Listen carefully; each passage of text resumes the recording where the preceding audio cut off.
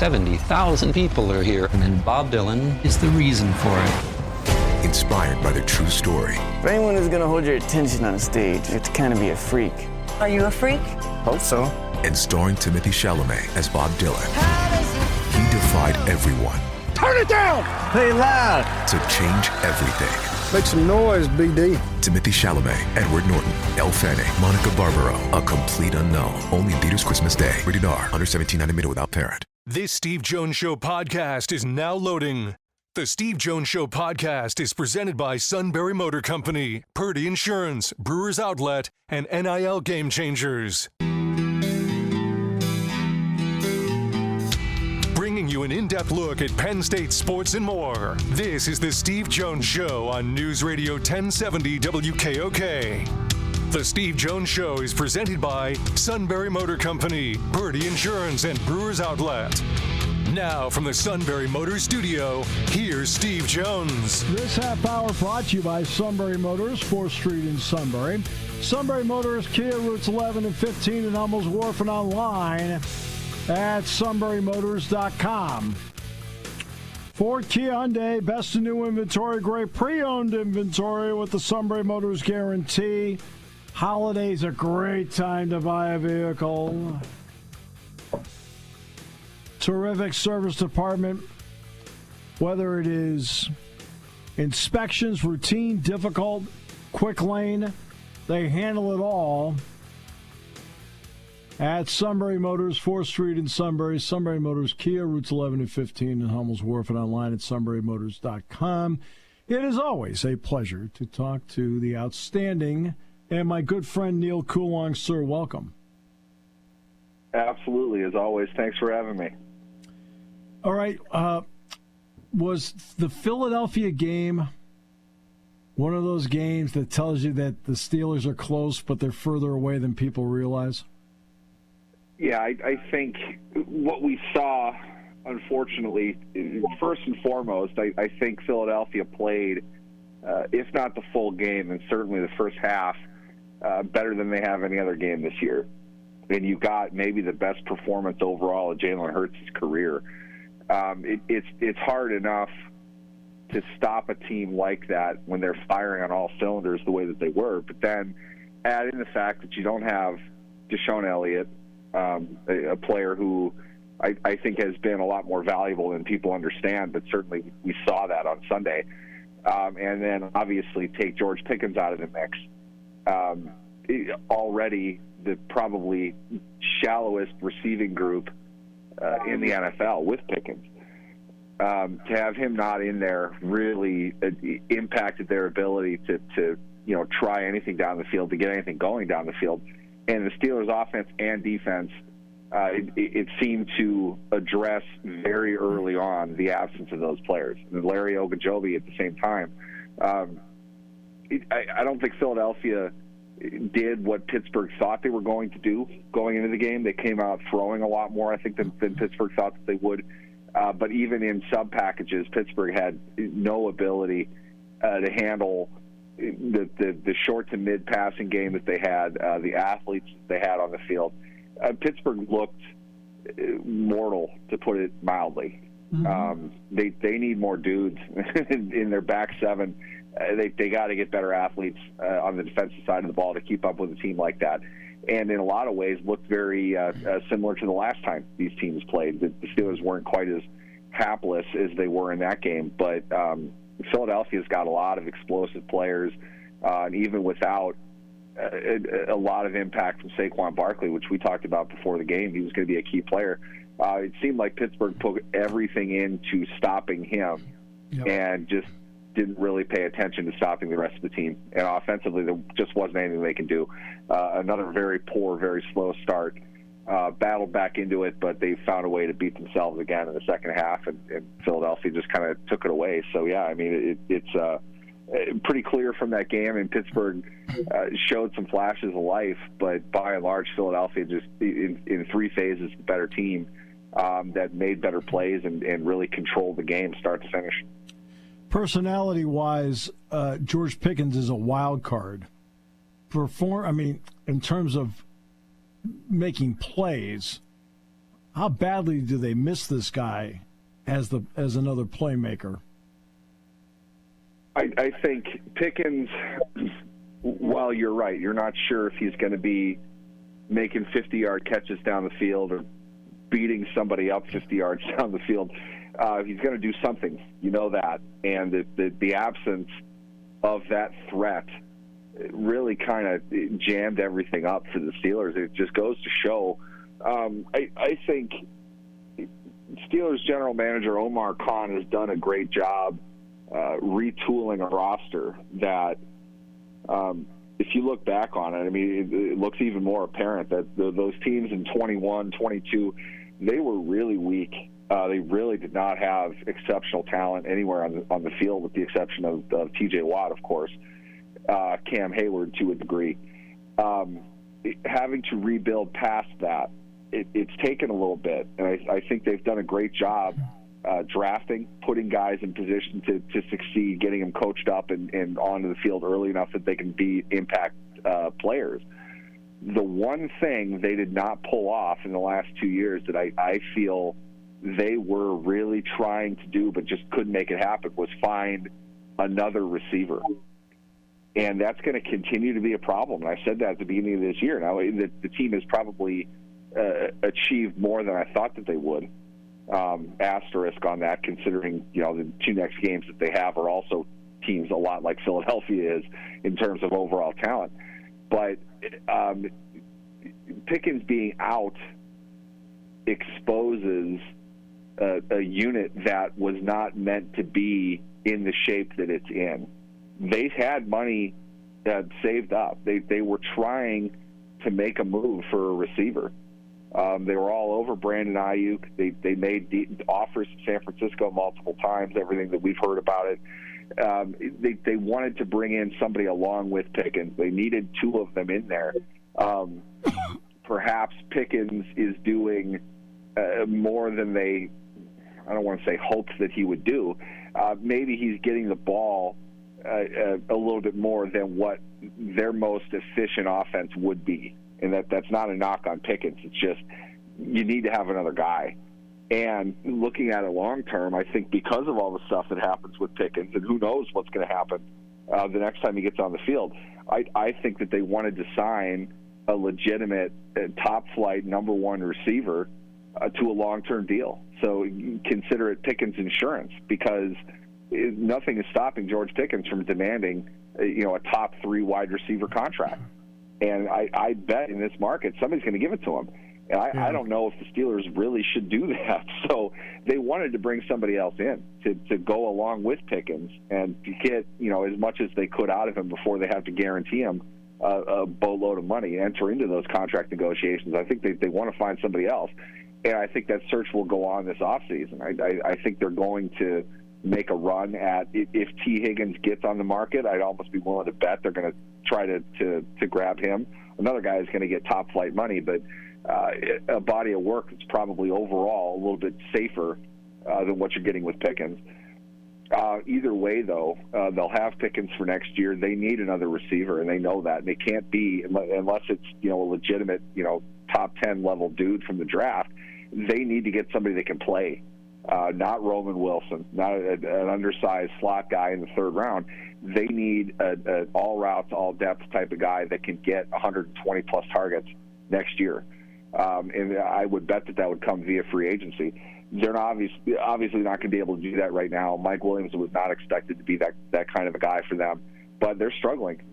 They have less receiver talent than any team in the league, and the 10 wins without a second, legitimate high-end receiver. Most teams have that type of combination, and the Steelers don't. It puts a lot of pressure on Pickens, and in a situation like this, it might just sink their season, at least the momentum that they had going into it, because that's going to be exposed. They can't make plays down the field unless they can run the ball effectively, which they could not do against Philadelphia. The lack of a receiver is really going to hurt them as the weather gets colder here. So that brings us to the next part, and you mentioned T.J. Watt. How concerned should Steeler fans be with his current situation? Well, you know the stats. What is it, 0-9 when Watt doesn't play? that doesn't surprise me either. If you watch this team in Watt's prime, you see a defense that has largely existed and succeeded on Watt making plays. You saw it again against Philadelphia. It's a great play that he made on the one forced fumble that he had. He probably should have had a second one. I don't know how in the world Jalen Hurts held on to that ball. That fumble 9 times out of 10 at least. He will make game-changing plays. And when you have a guy that can do that routinely, everything is built up around it. And the Steelers don't have anybody that's really making that big of an impact anywhere else. And, most teams don't have players like that. When he is not 100%, you see it. And against a team like Baltimore, they're going to know that he's not on a short week. They're saying sprained ankle, and I'm not a doctor, but it just seemed odd because his ankle didn't twist. It didn't bend. I don't know what they'll end up calling it, but it especially, let me digress on this for a second. It seems interesting that to me that George Pickens came up with a hamstring injury in practice. They had him go out on the field and warm up prior to the Cincinnati game, and then they ruled him out. And now he's out for 3 weeks. So it's like, wait, did he go out and warm up and re-aggravate it, or what happened there? Yeah.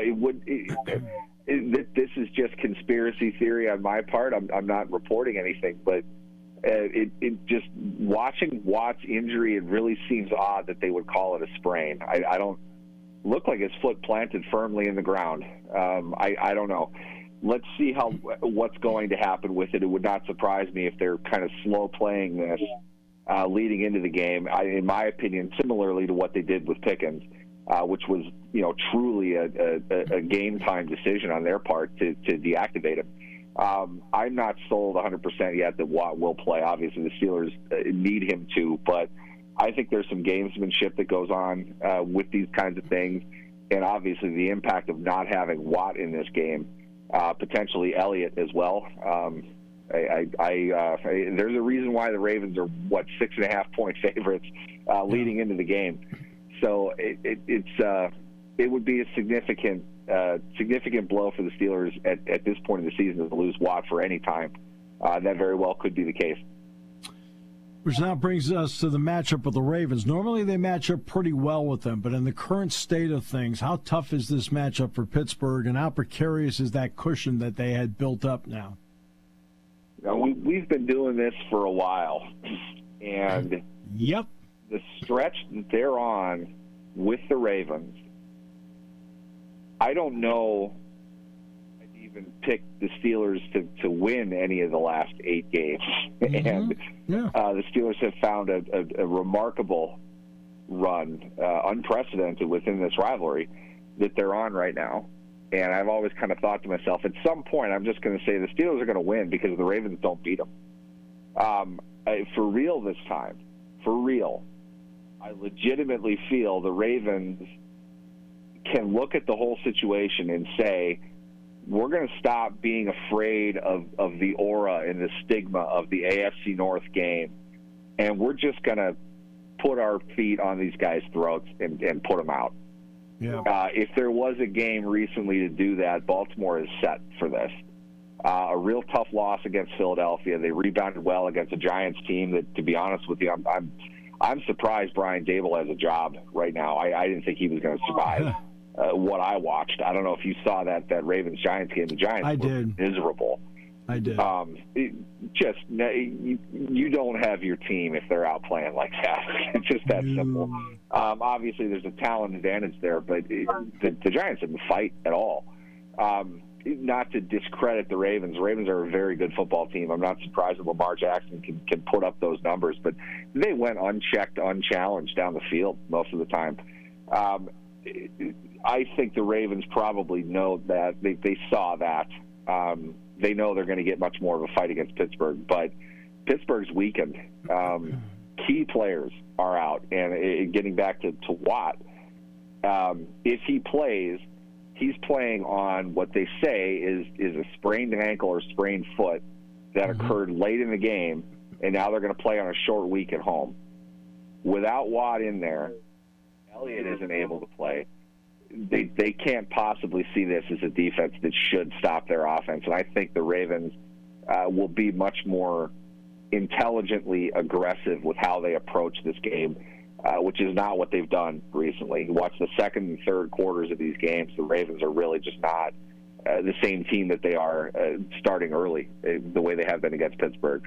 I think Baltimore knows that. I think they'll really just say, you know what, we're not going to be conservative with this. We're going to come after these guys and try to get the ball downfield. We're going to attack them deep and count on a defense that probably not as good as we would like it to be at this point, but we feel that they can stop this offense. So we're going to attack with one of the most potent, explosive offenses in the league and make them keep up with us. On a short week again, we had basically a bye week if we're Baltimore last week.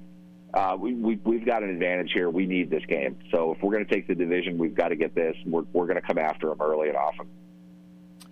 Have you ever, in your experience, seen a contender like Detroit have to fight through so many injuries down the stretch as they are? Yeah, that's the thing. The fans of any NFL team complaining about their, bemoaning their own injury luck in Detroit. It's such a fun team to watch. I think they're gathering fans because of this. The added adversity, it's got to be aging Dan Campbell yearly, day to day. You're not able to get around those injuries. Aaron Glenn, the job that he has done with them over the last 2 years is remarkable, probably good enough to get him a head coaching job. But unfortunately for them, I don't know how you overcome the latest one. You're just simply not able to do that. What is it, like 9 of their starters now have gone down? Yes. Yeah.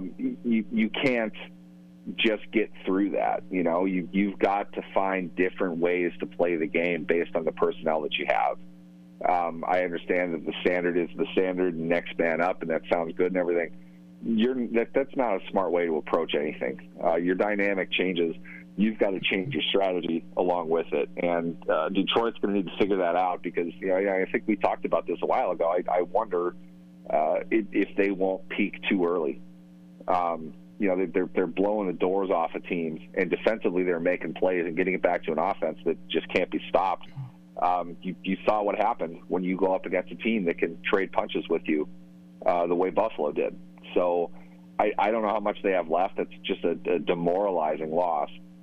Knowing all of the problems that you have defensively, I don't know. You hope for them just because I think it's a fun story. It's a fun team to watch. It's a different brand of football, I think, than we've seen over the last 10 years, and it's enjoyable. I don't know, though, that they're going to be able to get away with giving up scoring drives on 75% of opponents' possessions all that long into January. And you hope things can change, but I don't know.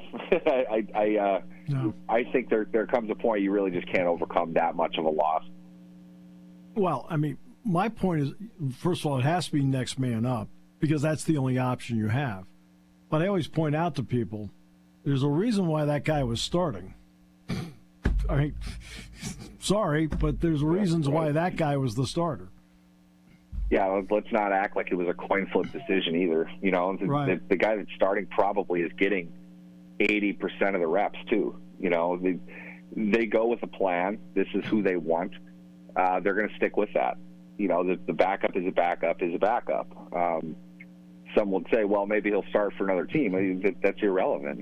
He's starting on this team, and the team is not used to him playing as much as now he's going to. And when you have that many guys, I mean, what it makes me think of is I remember 2010 Green Bay, the Super Bowl 45 champions.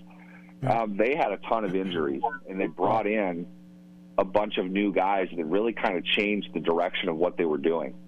And in that sense, it was for the better, one way or another. They really kind of, skipped the idea of preventing first downs and really just went for the ball all the time.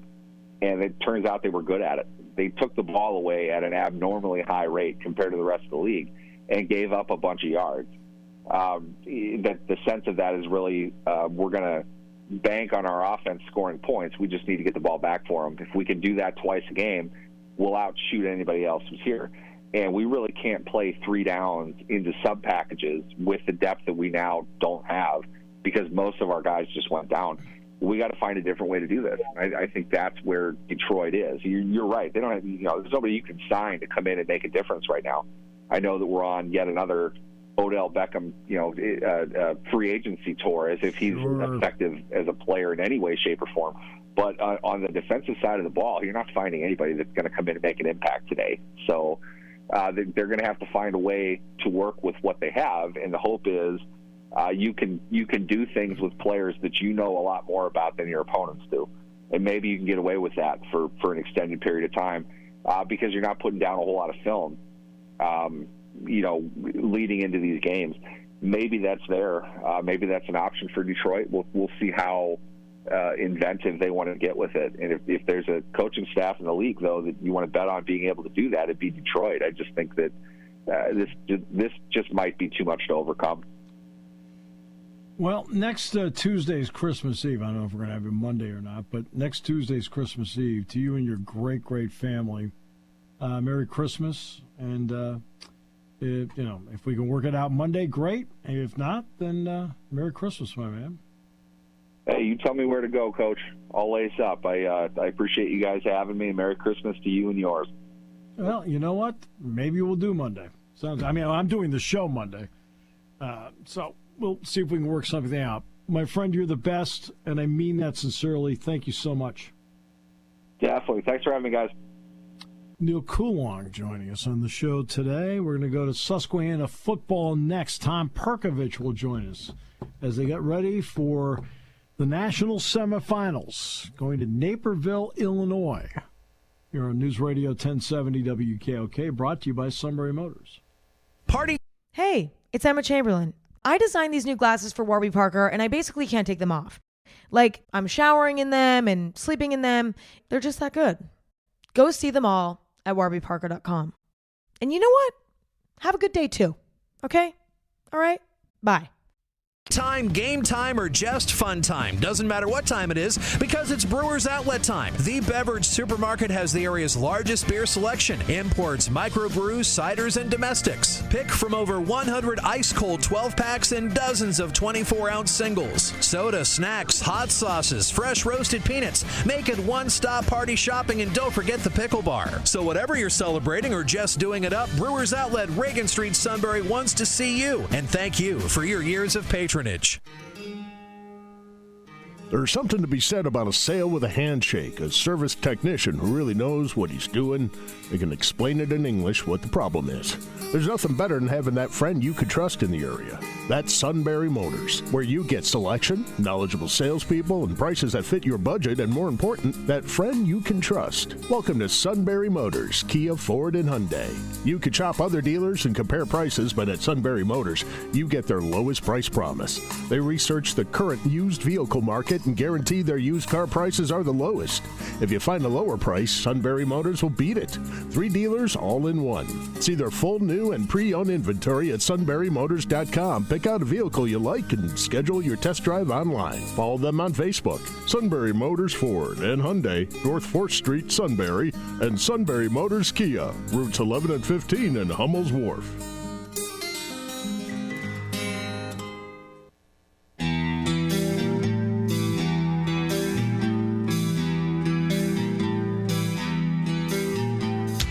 Bringing you an in-depth look at Penn State sports and more. This is the Steve Jones Show on News Radio 1070 WKOK. The Steve Jones Show is presented by Brewers Outlet, Sunbury Motor Company, and Purdy Insurance. Now from the Sunbury Motor Studio, here's Steve Jones. And this half hour being brought to you by Brewers Outlet, Reagan Street in Sunbury, the beverage supermarket. Imports, domestics, microbrews, the best selection of beer anywhere. Don't forget about Brewers Outlet gift cards. Hey, we're getting down the stretch here. You're looking and say, I got to get something here. I have to. All right. Well, Brewers Outlet gift card fills the bill very nicely. Wine coolers, water, soft drinks, snacks. They roast their peanuts fresh and not every day. 6 great flavors of slushies, and now ready-to-drink cocktails like High Noon, Crown Royal, and Jack Daniels. Pickle Bar, led by the Barrels and the Dills, indeed second to none. All at Brewers Outlet, Reagan Street in Sunbury, the beverage supermarket. A privilege to have on the head coach of Susquehanna, Tom Perkovich. We're talking again. That means good news. You won again. Congratulations on that. Welcome back to the show. Absolutely. Thanks for having me. Do you have the medical staff pack paddles just in case you need them to get you through the stretch of a couple of these games? Yeah, I think we're I get my trainer to check my pulse during a few of these and make sure we're not out of rhythm. So and it's just is remarkable how you have finished games. What has it told you about the character of your team? There's certain parts you can guess about the character of your team, but then you see it in practical application. What are they telling you? Yeah, they've just answered the bell time and time again throughout the season, in really big moments, and just have done an outstanding job of just staying, pretty poised, right, and calm, and just executing the calls, making big plays in big moments, even when, it's a fourth down or whatever it may be, or we're a little backed up, or it's a long distance third down, or whatever those things are. Our kids have answered the bell. They've worked really hard. A lot of that's, I think, done in the off season, right? The work you put in, the preparation leads to that calm, cool, collected type of situation, and we practice those things, and obviously practice against each other every day. And our kids have had the answers. It's been amazing to watch, and really proud of them on that. All right, so that game on Saturday obviously goes down to the wire again. But what did you do as a team, especially offensively, that put you in a great spot to win the game? Well, I think it was more, about our defense, but offensively, we didn't play our best game. We were out of sorts for a while. That was the best defense I think we've played all year against, and they had a lot of good answers, and it took us a second to get our feet underneath us. But we made enough big plays, and kept moving the chains, and were opportunistic on offense. I thought that was big, but the energy we came out with in the second half was just much better than we had in the first half. And then our defense really helped us, hang in there while we were having a tough time.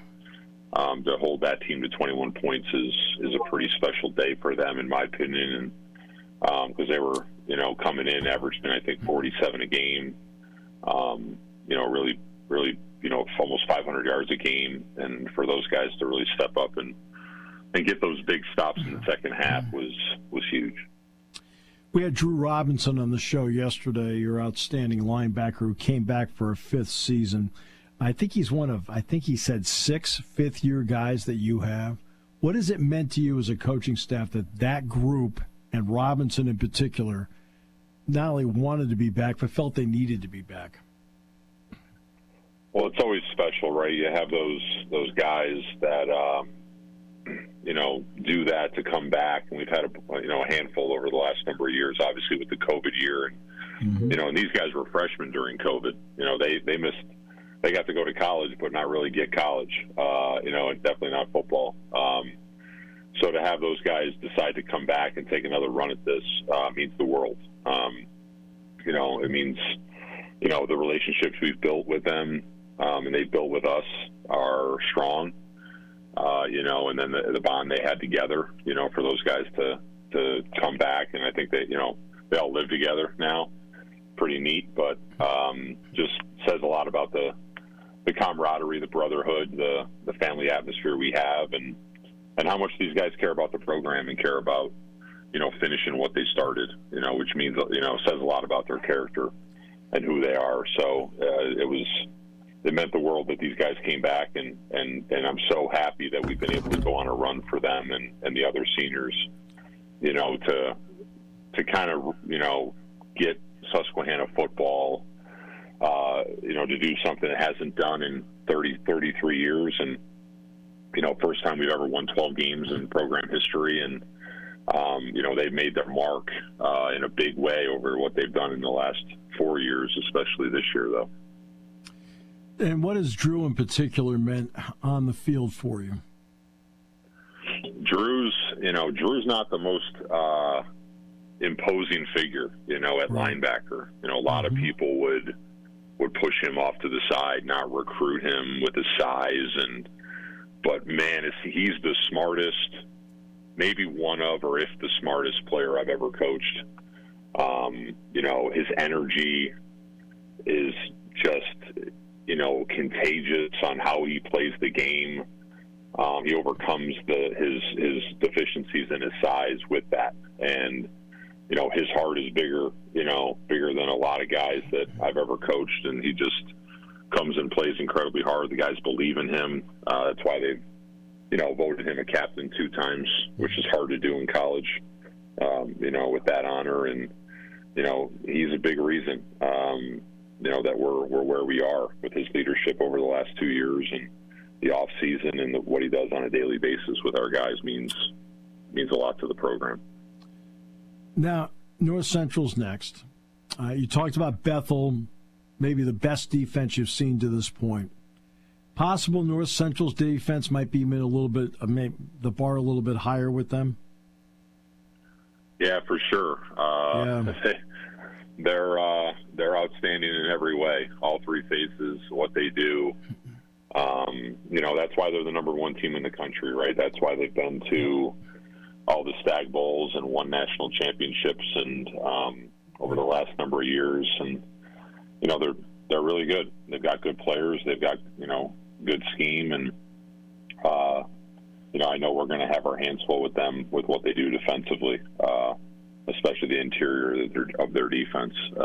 Those couple guys are really good, and so we can't make as many mistakes as we did this week against what we were doing, but what they were doing. But yeah, they're definitely going to give us, going to make us play our best football. That's for sure. And if we don't, then they're going to be a team that's going to take advantage of it. So we have to really be on our game. What's it like for you coaching games where it really is play by play and not just possession by possession because the competition's so good?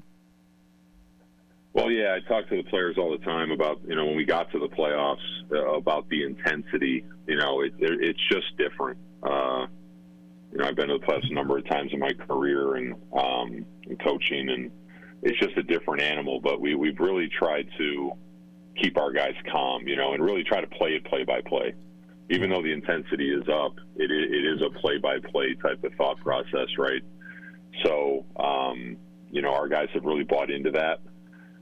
But they definitely feel it. They feel the pressure. We feel the pressure as coaches, and try not to get, out of sorts with our actions and our body language, and try not to panic, I think, when things don't go your way, because you're playing great teams, right, Steve? So you're playing great teams, and they're going to make plays. They practice too. So, you gotta know that's going to happen. You got to be prepared for that to happen, and you got to make sure that your guys don't go off the deep end. And our guys haven't. They've stayed the path. They believe in what we're doing, and they believe in each other, and but it is nerve-wracking. Not going to lie to you, and I made it more nerve-wracking by calling that timeout too early last weekend, and help our team. But we'll make the adjustments and make sure that we handle what we need to, but really try to just play one at a time and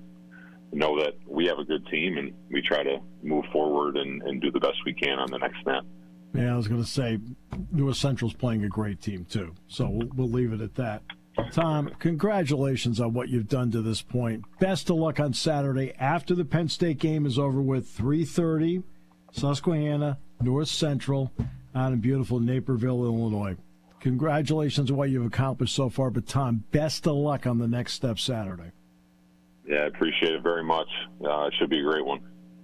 Tom, thanks so much. Tom Perkovich, the head football coach at Susquehanna, what a job they have done and how excited have they made the Valley over what they have accomplished. And North Central's defense is outstanding, by the way. They gave up just 3 points in their quarterfinal game, and that's not unusual. We'll come back, wrap it up in a moment here on News Radio 1070 WKOK, brought to you by Brewers Outlet. The holidays are a time of year to celebrate and reflect. Reflect on the past year, a year filled with challenges and uncertainty. Uncertainty that bred resilience and hope. Hope for healing, change, new beginnings, and unity. United as one people, one community, by one mission, to safeguard and protect what matters most. From all of us at Purdy Insurance, we wish you health, happiness, and joy this holiday season and success in the new year. The holidays are a time of year to celebrate and reflect. Reflect on the past year, a year filled with challenges and uncertainty. Uncertainty that bred resilience and hope. Hope for healing, change, new beginnings, and unity. United as one people, one community, by one mission, to safeguard and protect what matters most. From all of us at Purdy Insurance, we wish you health, happiness, and joy this holiday season and success in the new year.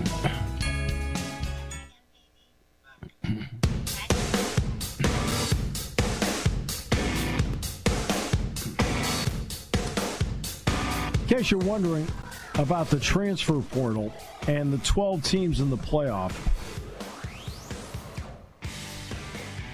scholarship players, Penn State has 3 of them in the portal: Jerry Cross, T.A. Cunningham, and Bo Pribula. The team with the fewest in the portal is SMU with 2. Penn State's next with 3. Notre Dame has 3 scholarship players in the portal. Clemson has 3 in the portal. Ohio State has 6 scholarship players in the portal. Oregon has 6 scholarship players in the portal. Tennessee has 7.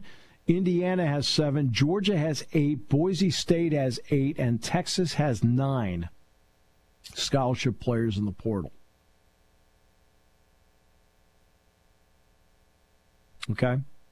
It's the way it is. I mean, the backup quarterback at Boise State, Malachi Nelson, transferred from USC, thought he'd win the job. Boom. Went through the season. He's not the starter. He put his name in the portal. He's done.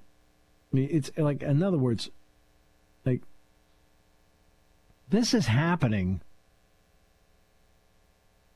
in one form. Now, most of the guys that are scholarship players, we're not going to play in the playoffs. I mean, Jerry Cross was not going to play. T.A. Cunningham was not going to play. Now, Pribula would have. But that's what you're seeing. It's just how it is. And as I tell people all the time, that they invented this thing called Google, something on the internet. You can look this stuff up. Yeah, it's the way it is. I can't repeat it on air, but my wife knows my line. Whenever I always say Google that, because yep. like it's very easy to find out information these days. Yeah. Yeah, I mean, so you can find out what the hell? What the deal is. Oh, I don't know what the heck. What the heck? What? The suit did something, I can tell. The speaker I was listening to you went dead as soon as I was done talking, so I have There you go. Perfect. I was like, if you ask me a question, I don't know what it is. How have you been? All right. So, yeah, it is. It's just the way things are today. It's not. I don't know. Where you sit there and look at today's college sports, you have to adapt. That's all I've decided to do. I just said, you know what? I'm just going to roll with what's in front of me. And I made that decision a long time ago with this. So, you know what? Whatever's in front of me, I'll roll with it. Well, that's what's in front of me. I'm rolling with it. You know, I'm not going to get emotional about it. I'm not going to get, can't do it. The coaches, James was not the only coach that brought up the tight schedule and the transfer portal and going on during the playoffs and stuff. I'd be wondering, do you think they'd be willing to give up having these transfers on campus in January, to push back the portal to after the playoffs? But by the way, that other coach that talked about it was Rhett Lashley of SMU today. Oh, I think I saw Rhett said something, and I think Marcus Freeman said something too. Yeah. Look, the calendar is difficult to begin with because it is a sport that ends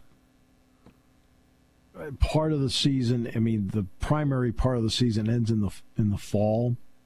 Now we're in the transition time, and of course, you need to enroll to get into school someplace. Yeah, and is that an issue? Yeah. Is basketball a little cleaner because it's a multi-semester deal where the semester's over and you can make the change and you can start the summer session or the fall semester, and you can do it. Okay. So, I mean, I understand that.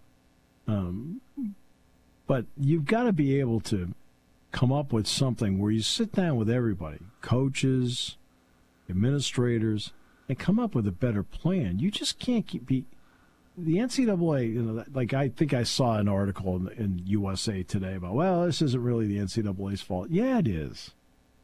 Hey, yeah, it is. It's a bad system because you're doing everything on the fly and reacting to things. And you're coming up with bad plans. That's what it is. Okay? That's where they're at fault.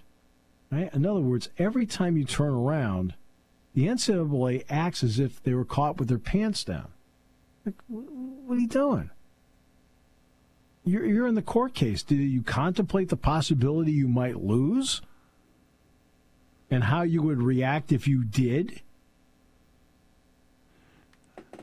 I mean, I've seen a lot of college football writers kind of say, not blame the NCAA, but blame the House settlement, that it's the court's fault, that, this wouldn't have happened without the court settlement and all this stuff. And they also seem to think the House settlement's going to solve some of this, which I don't think it will, because I don't think that they're going to. Why would the House settlement address NIL and stuff like that, or the transfer portal?